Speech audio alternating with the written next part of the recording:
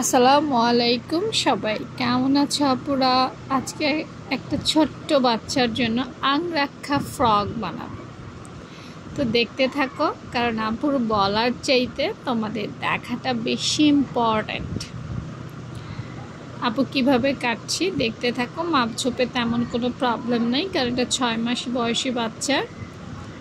6 মাস বয়সী বাচ্চার 24 বডি দিয়ে বা 22 বডি দিয়ে জামা বানালেই হয়ে যায়। এদের শারীরিক গঠনের কোনো প্রয়োজন হয় না।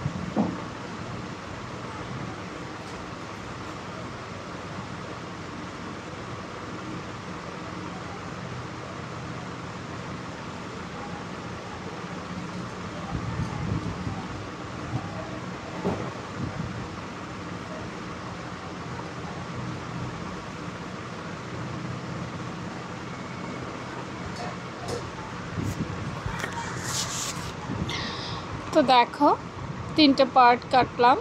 তার কারণ হচ্ছে 2টা পার্ট লাগবে সামনের পার্টে, এবং আংরাক্ষা করার জন্য সামনের পেছনের পিঠগুলো একটু চেক করে নিচ্ছি, কারণ এগুলো চেক করে নিতে হবে। এরপর ভি শেপ করে গলা কেটে একটা শোল্ডার ফেলে দিতে হবে। ব্যাস।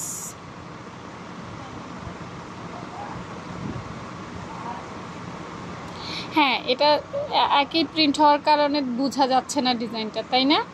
আমি এখানে পাইপেন দিব সেলাই করার সময়। যখন পাইপেন দিব তখন এটার পুরো সুন্দর শেপটা দেখা যাবে, এর আগে কিন্তু দেখা যাবে না। এই যে দূর থেকে আসলে বোঝা যাচ্ছে না, এখানে পাইপেন সেট করলে ঠিকই বোঝা যাবে।